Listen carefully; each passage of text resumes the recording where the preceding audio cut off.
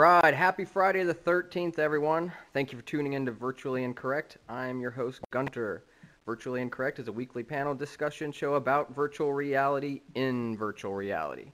Topics that are interesting to the VR community will be semi-seriously discussed with the panel each week, with nothing off limits and nothing censored. Before we introduce our guests, I want to thank the fantastic Riftmax crew. Amazing guest here with me in the audience. Riftmax audience here, everybody watching via Hitbox and YouTube. I have an amazing panel of VR developers, personalities, enthusiasts with there tonight. So let's go ahead and meet them. First up, we have Ruuubick, French VR enthusiast, aspiring VR evangelist, and moderator of the Cymatic Bruce and Riftmax Theater streams. Welcome, Ruuubick. Hi, thanks for having me. Yeah, man, thanks for being here. Next up, we got Bullardo, host of PodVR and developer of an upcoming dungeon adventure VR game. Welcome, Bullardo. Thank you. Hey, thank you for having me. I'm glad you could make it out. And we also have Articulite, developer of VRchive and facilitator of the Hawaiian VR Meetup. Articulite, what's up, man? Aloha.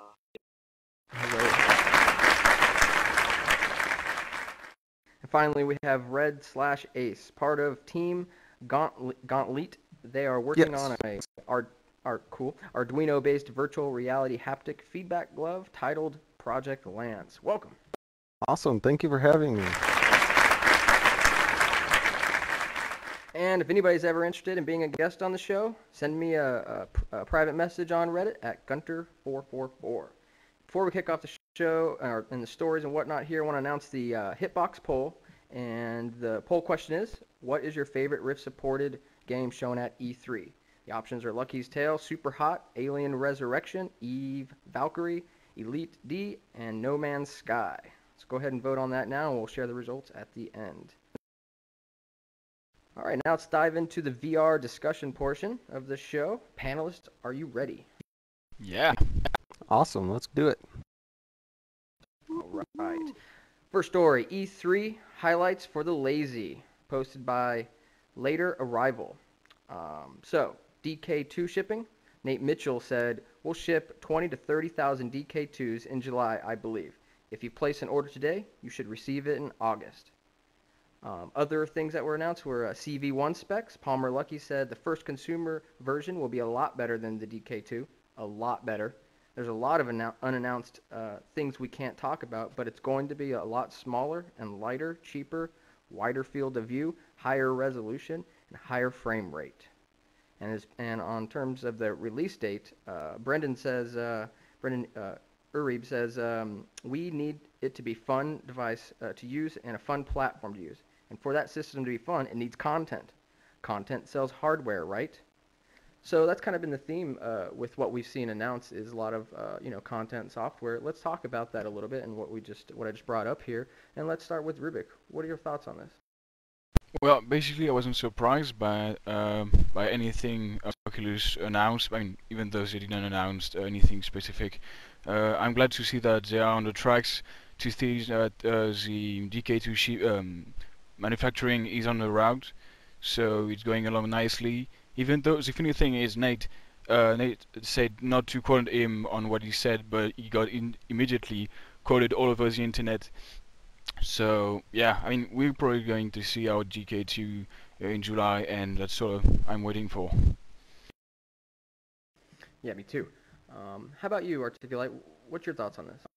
30,000 DK2s in July sounds like a pretty good number. I'm pretty excited. I'll be in the July shipment.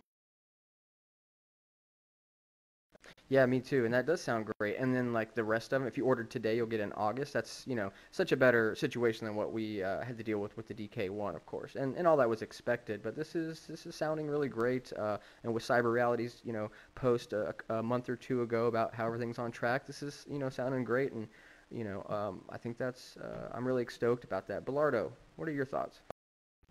Yeah, I mean, it sounds awesome. I ordered mine. I remember I got the alert. I was constantly checking that day too because I kind of knew it was coming out. So I got a really early order, so I wanted to make sure I got mine. Yeah.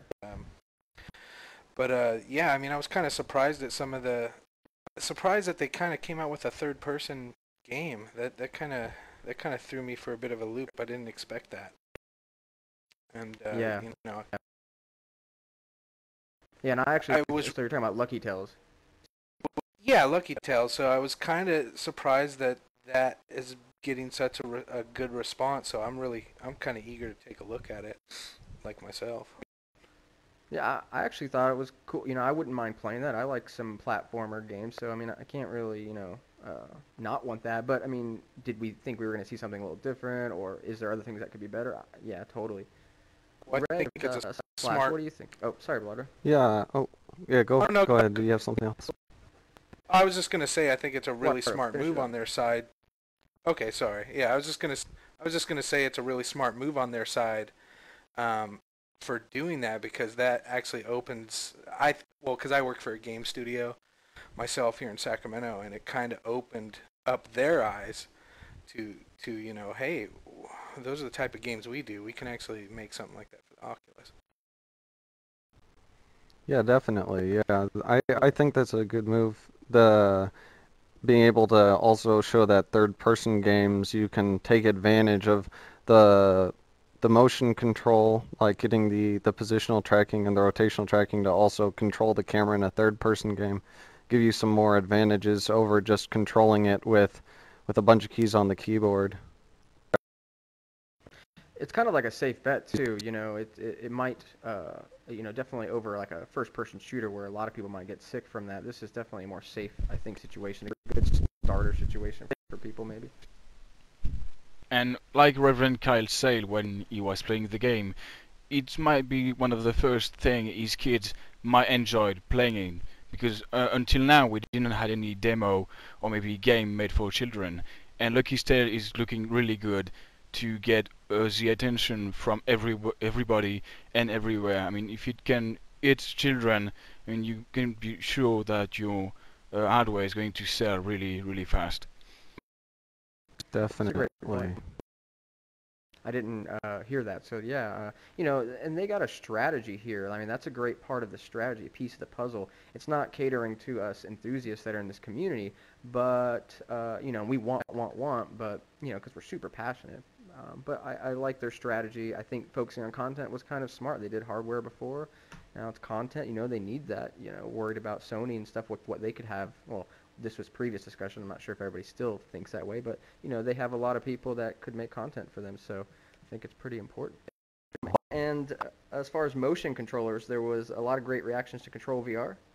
Community is expressing concerns about the cost and not being able to use it to move around. There didn't seem to be anyone from Oculus on whether they're working on a motion controller or not. So let's talk about that stuff. And let's start with Red.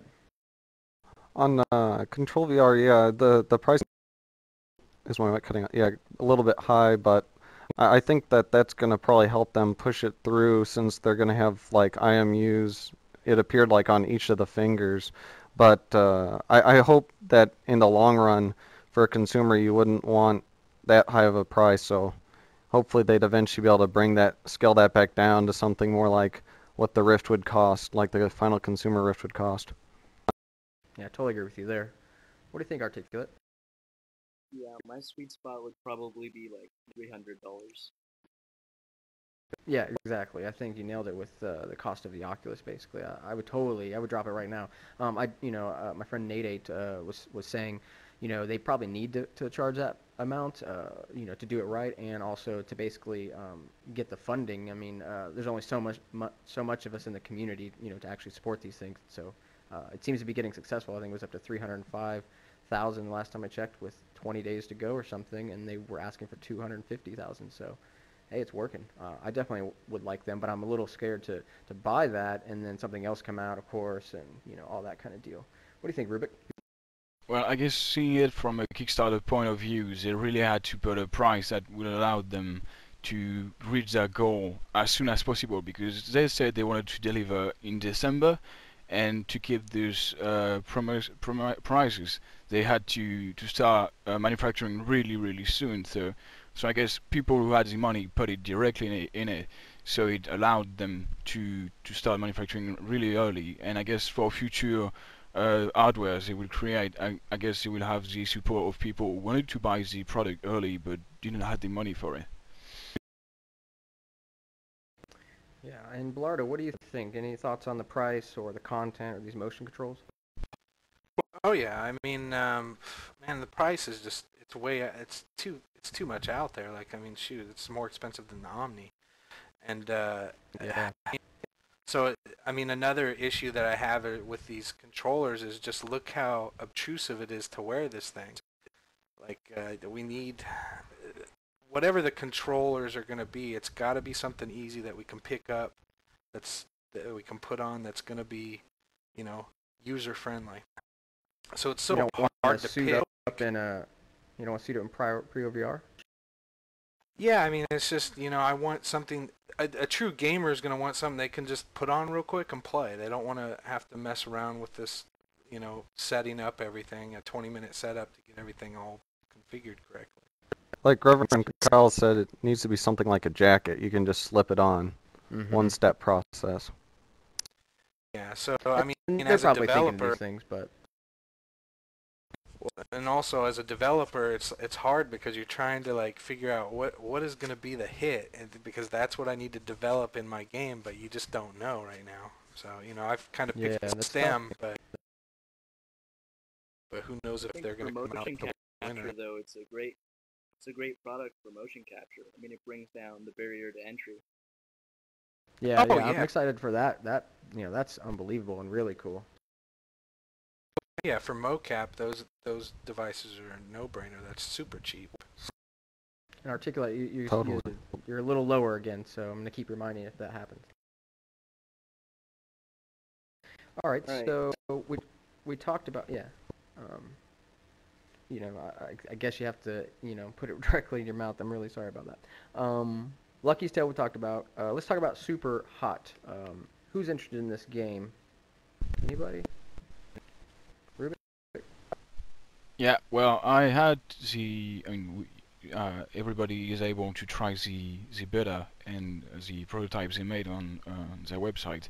I'm really excited about the game. I tried it and it's really cool and the idea is really good.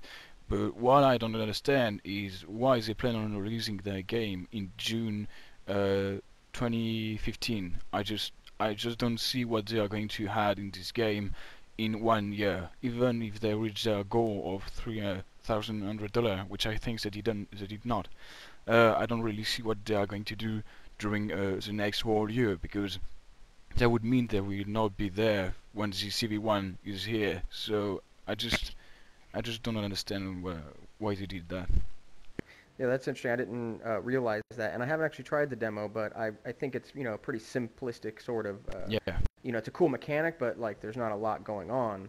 So yeah, what are they going to do? I guess they're going to build a much larger game, and I think the point about, you know, is it going to be available when CV1 launches? That's a great point. So maybe they're trying to be safer bet. What do you think, Ballardo?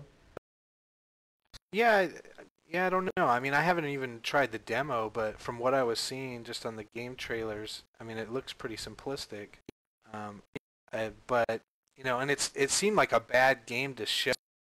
I think they were on Spike when they were showing it. A bad game to show on, you know, a TV show. But I mean, I haven't tried it yet, so I want to try it and see what. I mean, that's the problem with all these VR experience and games, is that they could be completely awesome in VR, and you can't really explain it or view it the way it needs to be viewed on a monitor. Right. What do you think, Articulate? Well, I'm just thinking that, you know, they showed it with the positional. Can you hear me? Sorry. They showed it with the positional tracking on TV, and so playing a demo using our DK1s, we don't really get that game mechanic, you know, being able to dodge bullets by actually leaning. Right. But I tried the demo and I thought it was, you know, it was good, cool game mechanic, but definitely needs to be expanded upon. It's just a tech demo for now. Was it super hot? Or was it? Yeah, I like the branding, and I like the people behind the project. So I think there's promise. Maybe in the next one they can throw in ninjas coming at you. You gotta watch out for swords and bullet time too. Mm-hmm. Ninja cool. stars, throwing stars. Definitely. What do you think, Red? Yeah, I think on the shipping date, yeah, that sounds reasonable. Trying to push it out before CV1 comes out might be a little bit tough. Like on the, if all the publicity's now, then by the time CV1 comes out, it might not be so super hot. Excuse the pun. Right. That makes sense. Yeah. All right. None really. All right. Just scrolling on my notes here, and this next part that I would like to go into is a guest interview, and we'll start with Articulite. And so you are developer of VRchive, and you also facilitate the Hawaiian VR meetup. And what I want to ask you is a few questions. Tell us a little bit about, how you got into this stuff and your interest in VR. Sure. So I got interested in VR like the day I was born, and ever since I've been really fascinated with it. But before DK1, in my eyes, there wasn't really VR. So when I saw the DK1 on Kickstarter, well, actually, they didn't have DK1 mock-ups or anything. But anyways, I Right. freaked out when I saw it, and it was really impressive to me, and I knew that it was a precursor to something even more impressive that could possibly be in every home in America and the world. So yeah, I placed an order immediately, and I didn't know how to develop for VR, but I did know how to make websites. So I made a prototype of VRchive with HTML, CSS, and it didn't have head tracking, but it gave me a good preview of what the resolution would look like if you're looking at panoramas. So Right. yeah, that was really cool. And then I wanted less screen door effect, so I bought the phone with the highest pixel density, and I used spare Rift lenses to see how significantly the screen door effect and field of view are reduced. So I'm a tinkerer, basically. So what inspired VRchive, and what do you see from you in the future with this project? Well, I got tired of looking at traditional pictures on a monitor, and I look in my hallway in my house and I see all these framed Kodaks and Polaroids. I mean, I still have old Polaroids, but they're all faded and stuff. And I noticed that pictures have evolved. Photography has evolved from black and white to digital. But the general idea of how we capture and view pictures hasn't changed that much. It's always just been, people huddle together and get in the shot and say cheese. It's been the same thing. So I had a dream in 2011 where I was sitting at a beach, looking off into the horizon across the water. And suddenly the beach faded away to reveal the fact that I wasn't really at a beach. I was in my room using VR with some sort of pass-through, so I could see my room while I was still wearing said goggles. And so basically, this dream is my inspiration. When I saw the Rift a year later, I thought to myself, you gotta build it. You gotta get to that beach. And I've been obsessed ever since with this. Every day, man. Every single day. Dude, I love that story and your passion. That's really cool. And so what's next? I'm gonna keep that as a surprise. You'll see soon. Fair enough. Sure. All right, cool, Articulate. Thanks for answering those questions. Let's go ahead and jump into another story. So it's another E3 story. Is virtual reality the next revolution in entertainment? I don't have a lot of stuff to read from this. I just thought that was interesting. I'm sure we kind of all agree, but why would we probably agree that this is the next revolution in entertainment? Ruuubick? I remember seeing a video where Abrash said that VR or the Rift is still not the next thing or not a revolution itself, because I mean we have VR right now, but we still lack a lot of hardware. I mean when you read the Ready Player One books. I mean, they have the suit, they have the treadmill, they have the chairs, they have everything, and we are still really far from that. We are still destroying. I mean, when you put the DK1 the first time, you're just a baby in a new world. You have to learn everything once again. And I think, I mean, before people actually master the virtual reality, there's still gonna be like a lot of years. People are going to train to discover it in new kind of ways, and I think VR might be the next revolution, but we are still not inside of it entirely. Yeah, I mean, it's just I think entertainment, video games, you know, simulation. There's going to be so much more to come, and it's just exciting. Yeah, I think that's why it speaks to being like the final platform. Red, what are your thoughts on this? Yeah, like you said at the video, like it's kind of like the song "Video Killed the Radio Star." I think kind of that's it. We're heading that way. VR killing the video star in a way, bringing us towards the final platform. And there's still, I share all the sentiments. There's still plenty to improve upon in the ways of like input, and not just input but feedback from the game, so we can get the smells, the taste, the touch, and that it's still a long way to go. There's some hard problems that still need to work on, but we are approaching the final platform where everything, all the previous forms of media, can be represented within it. Right. I like how you represented that, stated that. Articulate, what are your thoughts? My thoughts in regards to the spherical video aspect of VR entertainment. I think there's issues with bandwidth and file size, because these are huge files. If you're trying to do video at like 4K to 8K at like 60 or 48 frames per second, it's insane. It's like over a gig per second. It's crazy. Right. So I'm very interested to see, you know, how these various spherical video or movie companies are going to handle that for the end user. Then also you need to have a computer good enough too. But yeah, there's so many weird things with that. But I think that if we figure those things out, all the things we don't know, like where do we put the lights, where do we put the camera dolly, you know, I think we're gonna have to figure all that stuff out before people start really accepting it.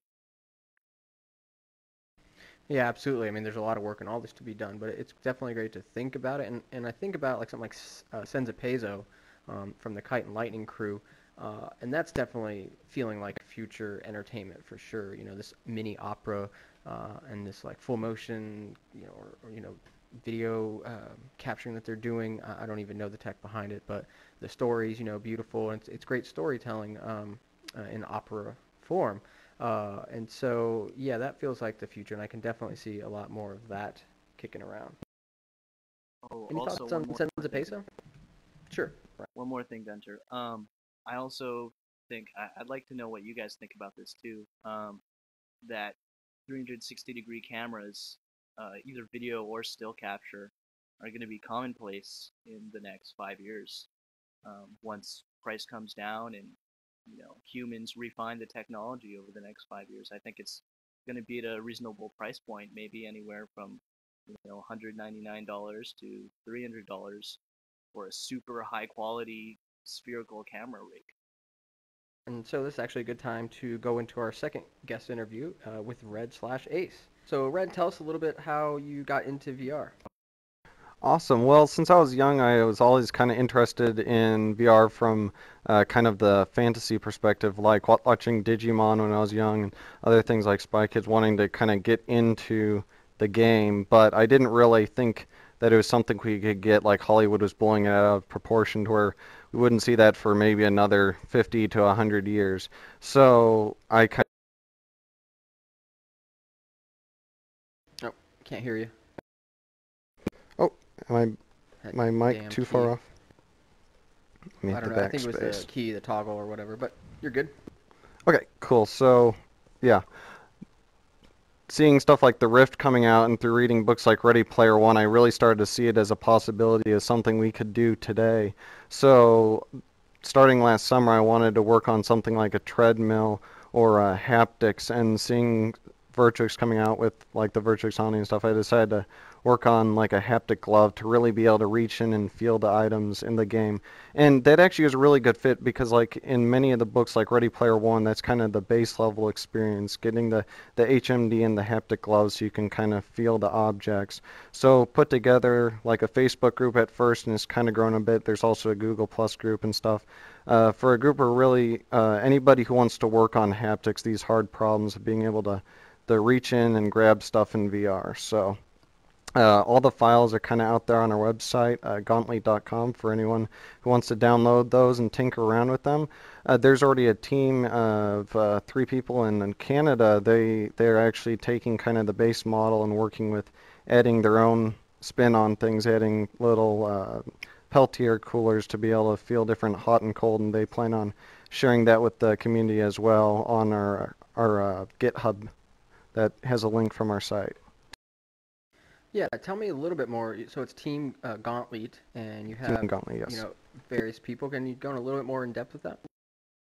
Okay, so yeah, Team Gauntlet is the name of the group, and yeah, we have a few different people working on different projects. There's some people in South Texas. They're kind of working on the haptic gun. They went and joined our group, and they see working together with a haptic glove, you could have the experiences where you're kind of reaching around and feeling objects, and then whenever you want to get kind of the kickback of a gun, which our current glove design doesn't really give you a kickback, you could deactivate the glove and now you're holding the gun, you get the kickback, and then whenever you go back to picking up stuff more adventure style, you put the gun back and then you can go back to manipulating objects. I'd also see kind of like this glove working good with something like tactical haptics where you can get torquing forces in your hand as well. Some of our other people, like I mentioned, getting the hot and the cold.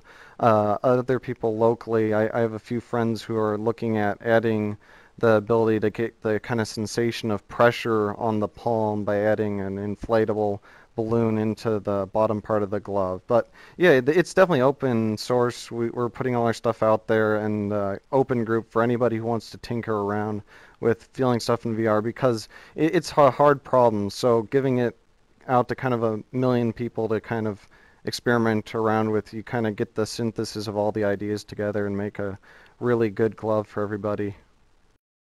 What was your first experience with haptics, and what made you get into this field?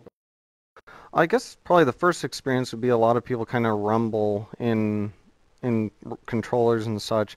I guess the what kind of got me interested is because my loves have been robotics throughout like high school and that, and then also ever since the Rift came out and kind of through reading deluging myself with all the VR content, these two together have kind of become my passion. So finding a way to put those together, the haptics seems like a good fit. Excellent. So you attended SVR. Did you try out any haptic solutions there, and what do you think? Oh yeah, definitely. That was great getting to meet several different people working on haptics. One of them was kind of a modification on the Rumble. I don't know if I'm allowed to go into too much details on it, but it was a great variation on Rumble. What? It's top secret. Oh, okay. Top Maybe secret. I can't go into it. So It's not like it we're was pretty streaming, cool. though, so no, I'm just kidding. Yeah. So I won't go into that too much, but the tactical haptics was really good, getting to feel kind of the torsion forces. That was excellent. I can't wait to do maybe some sword playing games with that. Yeah, absolutely. That stuff's really exciting. So what's next for you? Well, we're working on improving our current version. Currently, it works great for large hands, but I'd like to see it work with also small hands. That was one of the things that kind of was something that I felt sorry for when we went to Maker Faire. Like, a lot of the kids couldn't really try it out. So making 5 different sizes, improving our current version, so by the next DFW VR meetup here, more people will be able to try it out. And then after that, we got plenty of feedback when we were in California. Me and some friends who went to like Maker Faire and SVVR Expo to work on like a 3rd iteration of it. But yeah, we'd love to see people kind of fork off from our design and make their own versions. So that's why we put it all out there for other people to experiment around with. Fantastic. Well, thanks for answering those questions. And let's move on to the next story. Palmer Luckey called out AntVR as being dangerous to VR. This was posted by Patrick Constantine, and it's an article by Stuff Magazine. I'm going to read a few things here. Palmer Luckey stated previously that the only thing that can kill VR is bad VR. It's good to see, this is a quote, it's good to see other people in the VR market. It lets people know that VR isn't just this thing that one crazy company believes in. It's something that a lot of companies, even really big companies, believe in, he says. But while he's happy to see that Sony's joining in, Luckey isn't so happy about lower-end companies. Sony's hardware isn't up to where it needs to be, and neither is ours, but even though neither of us have a consumer product yet, we understand the problems and we know what we need to do to fix them. Other companies either don't understand the problems or choose to ignore them, and I think that's dangerous, Palmer says. I don't want people to try VR and think it's garbage. It's not hard to release consumer product. People release garbage consumer products all the time. AntVR, they're saying Oculus doesn't have a consumer product yet, but our dev kit better than what they're selling to consumers. Just saying it's for consumers doesn't make it a good product. See, we lost somebody here. Articulite's gone. We'll wait for him, or we won't wait for him. We'll just fill him in as when he comes back. We'll just keep the conversation going. So, Ruuubick, what do you think about Palmer Luckey stating that AntVR could be potentially dangerous? He's totally right, and I'm pretty sure you know what he's saying. But when it comes to AntVR, I mean, during the past few months, they've been making a fool of themselves every time they release a video trying to explain what they've been doing. And I mean, it's really true. It's really true in saying that you can harm people and you can harm VR at the same time, because a bad experience can just harm you in a real way. I mean, in the real way, in the real world, and virtual reality just became something you won't touch ever again anymore. So I guess you can really repel person from VR in a matter of seconds if the experience is really that bad. So I guess VR is not really aimed towards the rest of the world, maybe more to an Asian community. And from videos we've seen, people don't seem to be like shocked or just. I mean, they feel it looks like NVR is fine for people like this, because maybe they haven't seen anything like it before, or maybe because they haven't tried anything else. So I guess on a low-end point, it should be fine for them. I mean, it's like China have been living like on few and lower quality things they've been remaking from the other world, and I mean, people have been fine with it for decades. So I guess it will go on and go on as long as there's not an HMD that's been released in the Occident, and that people just having bad experience with it. Yeah, exactly. It's a different culture too, so it's hard to kind of just things that are lost in translation. Couple comments on this article. Doc Ock says harsh but true, and Wormslayer follows that up with I'd say he was pretty restrained compared to some of the things that we've talked about and said it anyways. And so that's interesting, because I've heard him and a lot of the folks around here talk about that, and yeah, it wasn't quite as nice. And XDick says, I wonder if AntVR will address this at any point, or maybe they will just sing another song. Bullardo, what is your take on this? How does anybody find these guys to be serious? Like, how did these guys get back? Yeah. I do not understand. Like, you just watch these videos, and I can't watch these videos without laughing my ass off. Like, this is ridiculous. Yeah, I totally agree with Palmer. Like, he's right on the money that bad VR can kill VR, and I hope that these guys don't do that. Like, just straight up. I mean, it's bad for VR. Yeah. Yeah, but one other thing with the NVR is that we don't know anything about it, basically, because I mean it's a successful Kickstarter. They received thousands and thousands of hundreds of dollars. So at some point they had to show us something, because they've been posting things on the Oculus subreddit. So it meant that they knew what feedback they had and what we thought about them. But there's been no feedback from them from what we said about them. So I mean, either like they don't care, or otherwise they know that what we are saying is true, basically, but just don't care because they're making money out of it. And I mean, it's one of another way to harm people, in my opinion.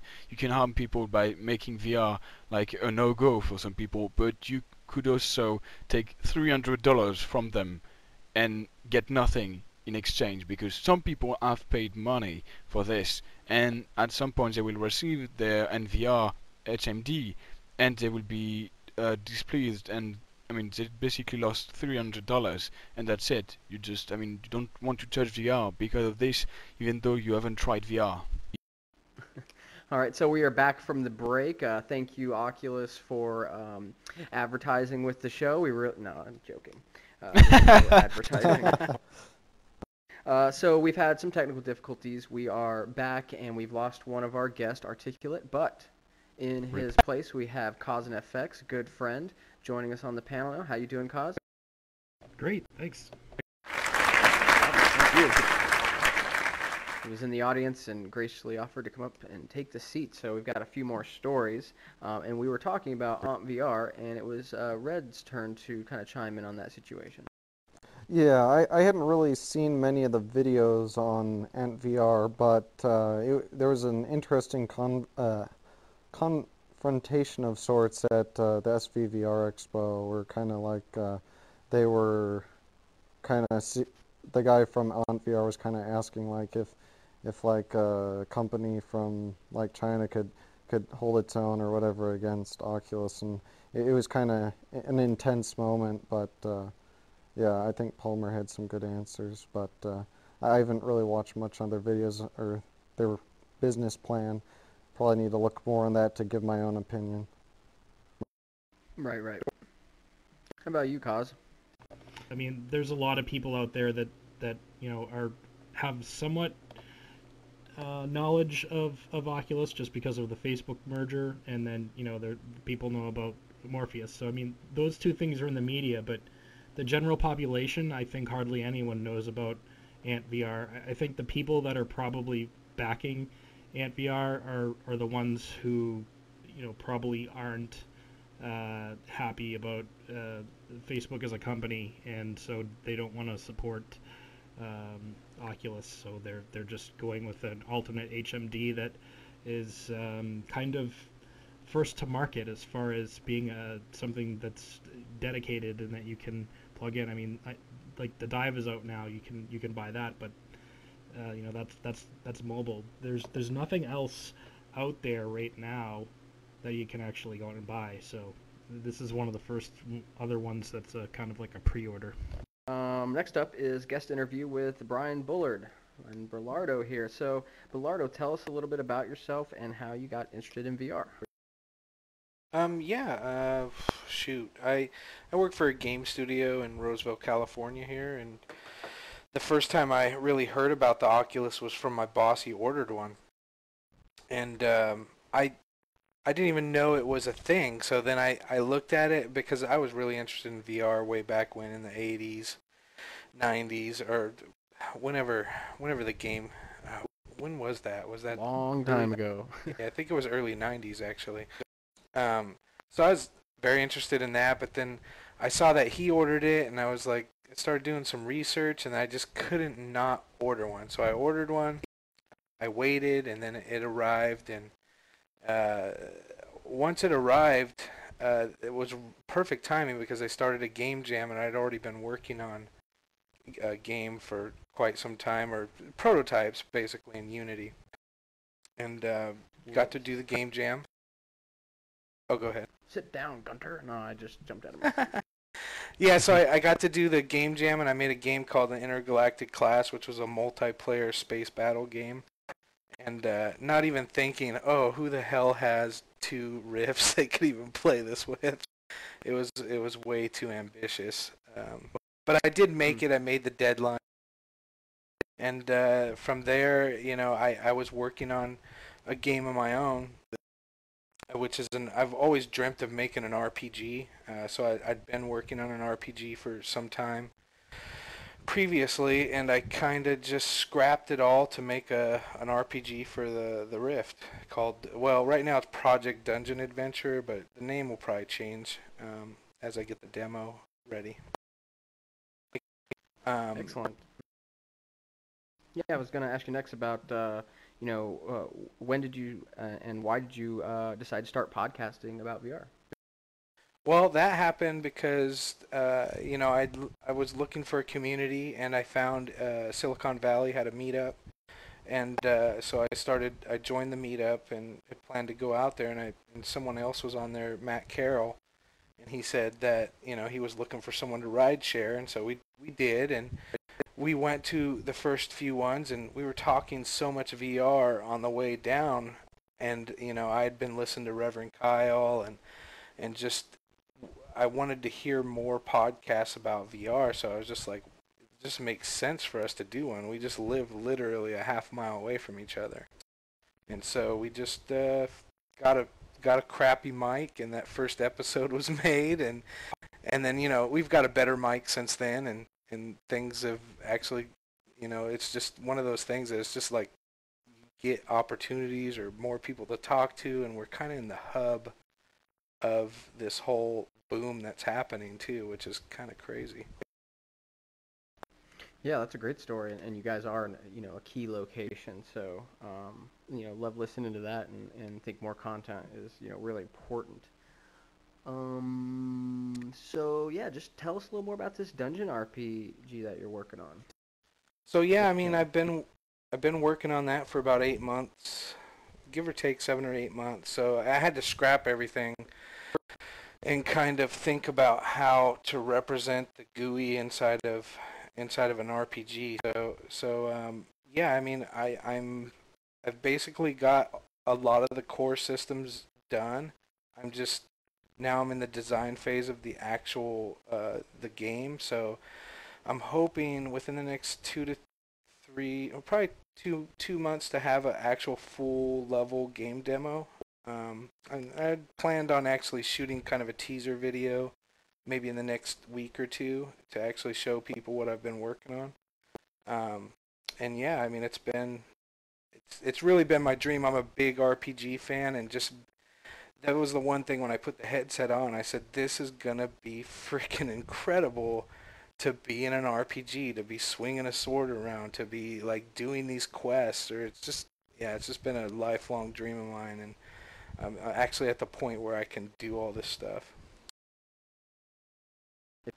Excellent. So I was going to ask what's next for you, but it's definitely, you know, more of the dungeon game. But, you know, is there any other future plans? Yeah, I mean, you know, after this, I've played around with quite a few prototypes, like learning Unity over the years, because I couldn't just start straight off of into an RPG. I had to really learn, you know, C#. I had to learn some things I wasn't comfortable with. So you know, I made some tower defense games. I made some shooter games. I made a little space game for Matt for his stomps and stuff. So a lot of it has been building up to build the RPG. But the ultimate plan is to get the RPG to a point where I can maybe get a Kickstarter going, and then finish the project to be a full project, and then just make more VR games. I mean, I want to make as many VR games as possible, or experiences, games. Excellent. I mean, whatever. Yeah, awesome stuff. So unfortunately, Cos just Coz got left. flushed down the toilet. I don't know what happened. No. Is that him back there? I don't know if somebody's Rip. just coming in, but I don't think so. So we've lost the same seat twice tonight. You know, it is a weird night. It's Friday the 13th, and I Definitely. think something's I think it's a cursed seat. haunted chair. Yeah, exactly. Ooh. All right, well, we're just gonna Spooky. keep things a-rolling. Next topic is VR addiction an actual thing? Posted by Happier Shib, or Shibe. Yeah. I've noticed people mention offhand that VR addiction is going to be an issue. or that it's something we will have to deal with, or other statements along those lines. Very rarely are these statements made in jest, and they are always stated very firmly and factually. So we'll end with you, Ruuubick. Let's start over here with Red. What are your thoughts on this? Right now, I don't see it as too big of an issue, like, because the resolution is kind of lower and, like, you'd probably need to take breaks after a while from VR, kind of like any 3D experience. But in the future, maybe it could become a thing, but these interactions are so much like real-life experiences that I don't know if it would be a problem if you actually have a means of supporting yourself and maintaining your life support while being in VR. Maybe you could actually just live in VR. Yeah.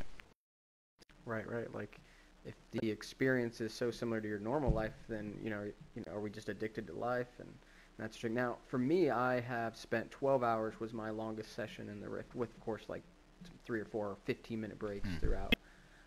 And so that was pretty cool. That was, all Minecraft and all the social stuff, and we were building things, and there was an event, and, that kind of stuff that was kicking around. And then one of my friends' additives, Big Bot on Reddit, he did 24 hours because he's a maniac and a master builder, and he was prepping for the event and whatnot. But, it wasn't an addiction because of Minecraft. It was an addiction because of the people. Brian, what are your thoughts? Yeah, definitely. I mean, I think I've never done any of the hours like that, but maybe 4 hours. Yeah, I mean, it's definitely not an addiction, but I think it's just you get immersed, and you want to just stay longer because you don't want the time to end because you're having fun. Yeah, exactly. Addicted to fun. Ruuubick, so, you study psychology and whatnot. Maybe you could chime in on this kind of topic about VR addiction. You worried about that? Well, I'm just asking myself if people are going to be addicted to the content or to the experience itself, because VR is compelling, and of course it allows you to do everything you want, but basically you are not being, to me and for me, you're not being addicted to VR, you're just being addicted to the content. Right on. So we're going to do 2 guest interviews back to back. We're going to do Ruuubick and then Coz. Ruuubick, you're a VR enthusiast and moderator of, Sitemac Brews, Riftmax chats. Tell us a little bit about yourself and, how you got into VR. Well, I guess I got into VR like everybody else. I just saw something, I got interested, and I wanted to know more, but I did not. Of course, I'm a huge gamer, so I know a lot about sci-fi and technologies and everything, but I was completely oblivious when it came to VR. I had no idea we were that close of having it into our lives. So when I saw the first the DK1 Kickstarter, the Oculus Kickstarter, I was just amazed, and at first I did not understand really what it was, and it's the kind of things that you have to try to understand, because VR cannot be described. So I lived a long time just seeing it as the grow, like a big thing for me, but I couldn't even touch it because I didn't have the money at the time, because I'm a student, so my parents did not really wanted me to spend like $300 in something I don't even know anything about. So I just came across my mind like this, and I should save up some money in the future when my parents are a bit more open-minded when it comes to this. And yeah, my parents in the end just understood what it was. My father is really interested, so he let me or pre-ordered my DK2 with my money. I plan on including in my studies, because I'm studying psychology and in my master degree in Paris. So yeah, I want to work with VR in the future. Why not make like a demo with a VR shrink, like to be able to have therapy inside of VR, because that help a lot of people, because going to the therapist, it was probably the hardest step for people. So I guess this removing this step would be really helpful for people in the future. So if I could help this way, well, I'd do my job. I would love it. I have a lot of mental problems, so I could really benefit. Yeah, I know that. Like that. So you're an awesome chat moderator, and I've seen Thanks. you moderate on Cymatic Bruce along with Caliber Minx, and you moderate here. I love all the graphics, the memes that you toss up. It's tons of fun. So what's your have you moderated before on other things? What do you like about it, and is it challenging? Because you just do such a good job. I'd be like fumbling around and be terrible at it.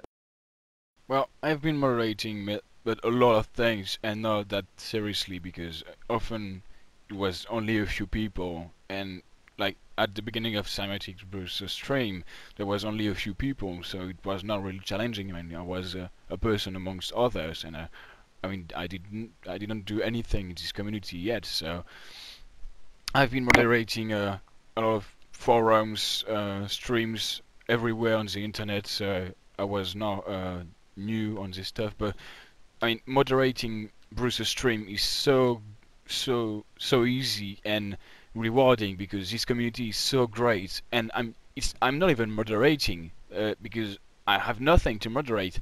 People just have like meaningful conversation, debates. People are talking about stuff that everybody understand and love. I mean, we had one troll in the entire Bruce experience, and even though we had one troll, people made not fun of it, but they used, I mean, the person has the SEII hack that they post in the chat, and everybody just copy pasted it in the chat, and it was a huge fucking mess, but everybody enjoyed it and had fun. So I cannot even say I'm moderating stuff at the moment. I'm sure that at the second the community is going to be bigger, my job is probably going to be harder, and I will have to be severe and really be a moderator. So that's gonna be the break point of the fun stuff, because right now I'm just having stuff and laughing with people and just, yeah, I'm trying to be entertaining and make the experience even better for people. But right now I mean, my job is only being funny, but at some point, yeah, I will have to moderate really seriously, because I know that the internet and people on the internet can ruin experience for other people. So yeah. Yeah, and that's super important, but you don't have to worry so much about that, like you're saying. So Yeah. that's a great point, and you really just get to enhance the experience of everybody by being funny and just adding more to the show. So that's Yeah, you do. super. Thanks. Does a great job. Great job, Ruuubick. Yeah, no, it really is great, and so of course you had previous experience, because I mean it's really good. So I kind of figured. So that's really cool. All right, cool. Well, let's talk to Koz a little bit. Didn't prepare much questions for you, Koz, but just tell us a little bit about yourself and how you got into VR. So I got into VR probably the early 90s with the virtuality systems back in, I can't remember, it was before 95, I think sometime between 91 and 94. There was a virtual reality expo in Boston that I went to with my cousin. It was so long ago, I don't really remember a whole lot of the experiences I had. I remembered more of just waiting in line. But so those experiences back then weren't as profound. But I mean, yeah, since then I've always kind of been interested in it. I got Sony Glastron in the late 90s and played around with that, and I tried the system at Disney in the virtual quest that they have. Up until now, I'd been following it quite a bit. I mean, I was reading in Meant to Be Seen before the Oculus Rift, and checking out some of the DIY projects, just kind of like looking at it every couple of years, checking in to see what was going on in VR. And so now I'm really excited about we're in VR now. Where VR is going. Yeah. So I mean, I've got a dive right now, but I don't have I don't have a HMD yet. Well, as far as for in here, I have a DK2 ordered, so I'm really looking forward to seeing that. I mean, like I've said, I've got to try out. I've tried probably about in the last month, I think 9 different head-mounted displays. So Wow. I've got to try pretty much most of the stuff that's out there. So I'm really looking forward to getting getting into it more. And so one of the other things that I'm going to be doing soon is starting a show here in Riftmax, and it's going to be a news show, basically focusing on the headlines. Just quick show every day, hopefully every day if I have the time to do it. And it'll just kind of give the headlines to everyone, because I know like a lot of people don't have time to go through Reddit, and they don't. There's so much new stuff coming out all the time that I figured, okay, I can say, here, go check this out. This is at this website that you can go look at, and kind of bring to the people a consolidated view of the headlines every day. That's awesome. I think it's such a great idea. I think exactly what people want, and that's Yeah. what I think is really important when you do this stuff that's providing content and whatnot. So a daily news, I mean, you can't go wrong with that, and I love the idea of you doing it in VR and in Riftmax like this. It's so cool, and so anything me or I'm sure many the rest of us I can do to help, we're with you. Yeah, I'm not sure about as far as like if I'm gonna have co-hosts or not. I'll probably start off by myself, but I mean it'd be pretty cool to eventually expand to, have it so that there's multiple people. Like when you watch a regular news show, you have 2 hosts usually, and like a weatherman and a sports person. So I could see that for different segments of VR, because it's going to get to the point where there's going to be so much news every day that it's going to be hard for one person to cover. Another thing that I'd like to do is be able to, since you'll be able to do your own recordings here in Riftmax, I thought people could do their own special segments. So say, for example, they go to a local meetup, they could do a quick interview with some really cool new tech that hasn't been seen yet, and I could show it on the VR news every day, different small interviews, that sort of stuff. Yeah, that's really awesome. I really can't wait to see it. I know you're still in development. It's gonna, you want to perfect this and get the tools you need, but I really can't wait for it. Yeah, it's going to be exciting. I'd eventually, like to move into the virtual reality as, the industry as far as a full-time job. I think pretty much all of us at this table eventually want to do that. But, that's my goal, and, hopefully in the next few years that, we can make it a living at this. Yeah, I'm really hoping that I become the next PewDiePie of VR or something. Please no. All right, well, we're coming to the end of the show now, and I want to ask the audience if they have any questions. We kind of have a thin audience tonight, but if you do, line up at these microphones over there, and we'll totally take your question. In the meantime, Ruuubick, can you look up the Hitbox results for the kind of favorite game that you're interested in, the Rift supported game that came out of E3, or at least that was highlighted there? So Lucky still is the winner with 30%. Behind we have AntVR with 25%. Then No Man's Sky with 20%. Superhot and Elite Dangerous with 5%. Very interesting. Lucky's Tale wins it. That's really interesting. Very cool. And we have a question. Can you state your name and give us your question or comment? Oh, this is Von Felty. I was thinking of something that I'm not sure they're going to be able to resolve. I know everybody's into like those 360 videos like Exploring Japan, but when the DK2 comes out, how do you think they'll address being able to lean around in those 360 videos? It's a great question. Anybody have thoughts on that? You won't be able to.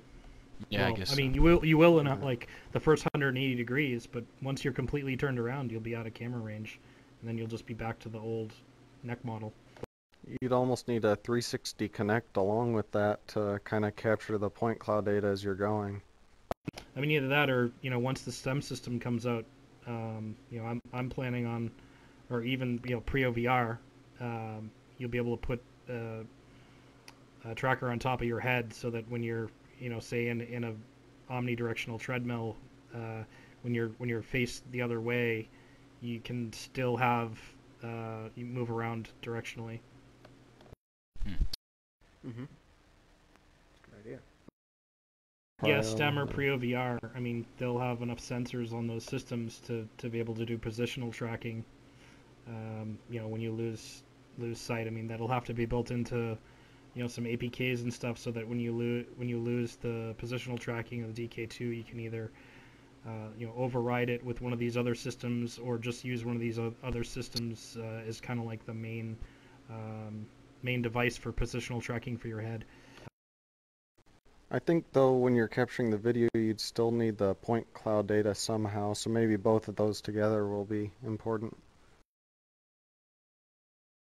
to reconstruct the models. Yeah. Right. Thanks, Von Felty.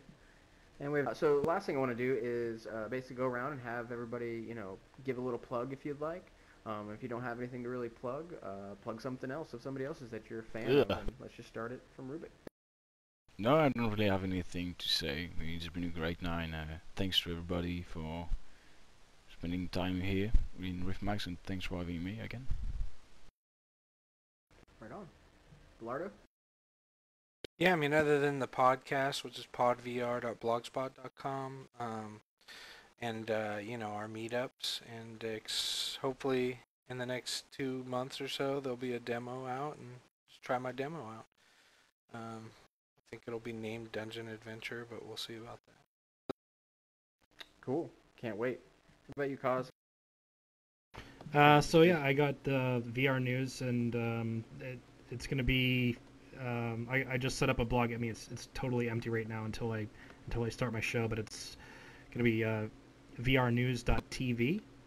And let's see, one other thing I'd like to plug is my band, Sunchill3. It's the number 3.com, and you can check out our music on our website, and we've got a couple of YouTube videos up. Good stuff. And Red. Okay, one thing I'd like to plug, if you're a developer, a VR enthusiast, and you happen to be in the Dallas-Fort Worth area in Texas, we're going to be having some monthly VR meetups, so check us out on meetup.com, so wanted to give a plug to that. I have a plug finally. Yeah. I'm sorry. Yeah, just we had our first Riftmax karaoke for Europeans last week. Yeah. We had a great time, even though we didn't have any people. A few people came up and showed up, but some of them left. But we had a great time. I mean, people sang in their native language, so it was really fun. So if Europeans are interested, we're probably going to have the next episode on Tuesday, I think, next week. And so if people want to join, just have to wait on the subreddit, and we'll have a post ready for you for the time, and just to know how to join us. That's awesome. Karaoke night is such a fun thing. Yeah. On Thursday, and it's just great seeing it expanded to Europeans. I love you guys, and wish I could make my show work better. Ruuubick, you're always here, and it's because you're addicted to VR, apparently. Yeah. I don't sleep Your own anymore. case study. You gotta study yourself. I Exactly. think that's great research, Just jump right in. Cool, guys. So that's pretty much it. If you're ever interested in being a guest, reach out to me on the Reddit, Gunter444. And I think we're going to keep the audience spots pretty open, so there shouldn't be a password in the room. If you want to be in studio, come on down. It's like a great party here, so please join. And that's pretty much it. So I will see you all next time on Virtually Incorrect. It's been a pleasure. Thanks to all my guests and all the audience members, the Riftmax crew, Holotape, authors and commenters of the story, and this whole damn VR community that I love. And I want to let you know that we got some great guests lined up. We've got Kent Bai, Voices of VR, Akrima from Kite and Lightning, Roger Essig, VR developer and psychedelic artist, Nate, who's on Team Metatron with me and working on a VR glove, MS Coder 610, developer of Duke Nukem VR, and Mike Arms, developer of, well, Riftmax. So it's going to be great stuff. Stay tuned and keep on riding the wonderful. Good night, everybody.